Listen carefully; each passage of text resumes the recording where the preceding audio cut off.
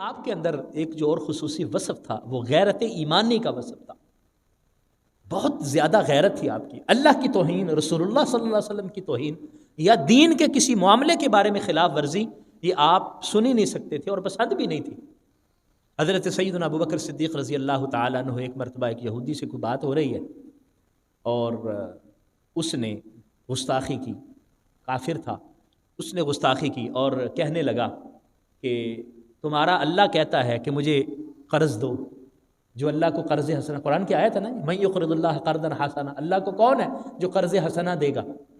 تو اس نے کہا کہ تمہارا اللہ فقیر ہے جو قرض حسنہ مانگتا ہے. حضرت ابوبکر صدیق کو غصہ آیا، اللہ کے بارے میں اللہ کو فقیر کہہ رہا ہے، اللہ کی گستاخی کر رہا ہے. حضرت ابوبکر صدیق نے ایک تھپڑ مار دیا اس کو. وہ حضور کے پاس شکایت لے کے آ گئے، ہمارا آپ کا معاہدہ ہوا ہے اور آپ کے اس ساتھی نے مجھے تھپڑ مارا ہے. حضرت ابوبکر صدیق کو بلا لیا گیا. حضرت ابوبکر صدیق نے عرض کیا، حضور انہوں نے کہا تھا اللہ فقیر ہے، ہم مالدار ہیں، ہم سے پیسے مانگتا ہے اللہ، ہم سے قرض مانگتا ہے اللہ. تو اللہ کی شان میں توہین کی تھی، مجھے غصہ آ گیا، میں نے تھپڑ مار دیا.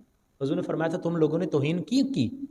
انہوں نے کہا جی ہم نے تو کوئی توہین نہیں کی، اگر ہے تو گواہ لاؤ. وہاں کوئی گواہ تو موجود نہیں تھا. تھوڑی دیر گزری، ابھی باتیں ہو رہی تھیں، اللہ تعالیٰ نے حضرت جبریل کو روانہ کر دیا. قرآن کی آیت اترائی، لقد سمع اللہ قول الذین ان الذین قالوا ان اللہ فقیر ونحن اغنیاء.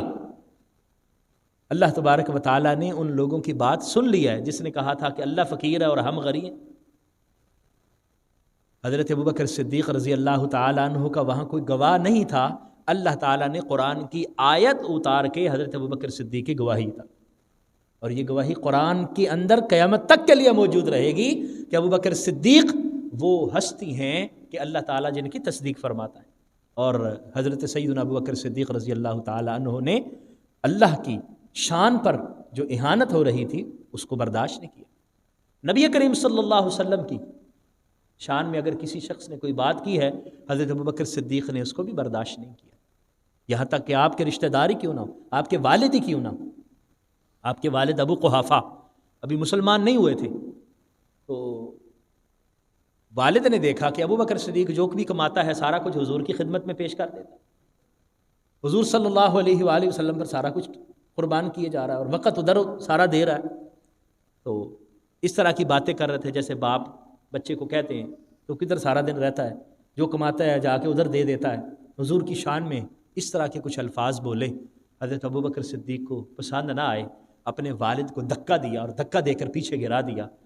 خبردار، آپ میرے والد ہیں لیکن میرے آقا کے بارے میں کوئی بات نہیں کہیں گے آپ، میں اس کو برداشت نہیں کر سکتا. نبی کریم صلی اللہ علیہ وسلم کی خدمت میں حاضر ہوئے تو حضور صلی اللہ علیہ وسلم سے عرض کیا، حضور میرے والد نے ایسے کہا تھا، میں نے ایسے کیا.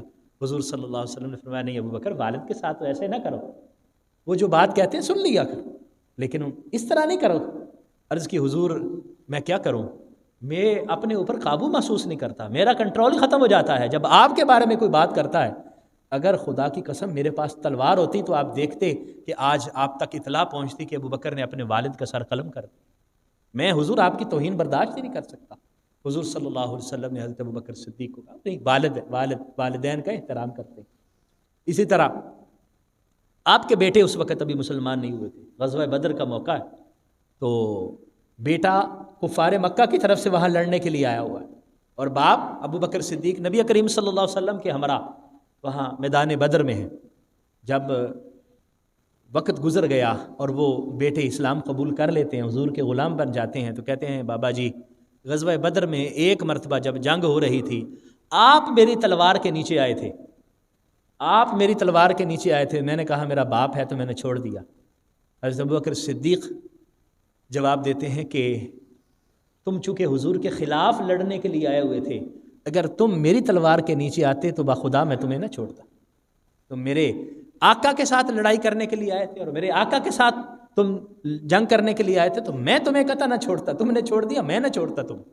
یعنی نبی کریم صلی اللہ علیہ وآلہ وسلم کی محبت میں حضور علیہ الصلاۃ والسلام کے ساتھ تعلق میں اتنے زیادہ آپ غیرت ایمانی رکھنے والے تھے.